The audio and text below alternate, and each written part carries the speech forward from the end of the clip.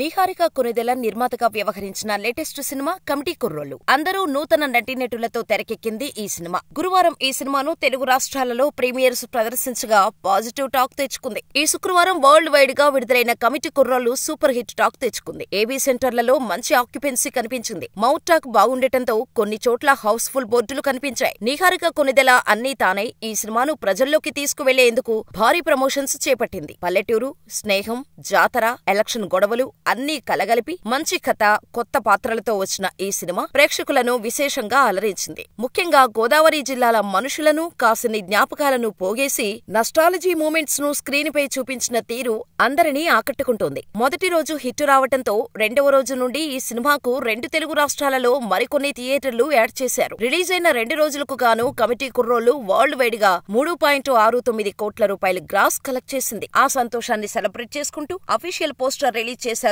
Makers. శుక్ర, శనివారాలలో multiplex లలో మంచి occupancy కనిపించింది. ఆదివారం వీకెండ్ మరింత కలెక్షన్స్ రాబట్టే అవకాశం ఉంది. మొదటి సినిమాతోనే సూపర్ హిట్ కొట్టిన యదువంశీపై టాలీవుడ్ కు మరో విషయం ఉన్న దర్శకుడు దొరికినట్టేనని చర్చించుకుంటున్నాయి సినీ వర్గాలు.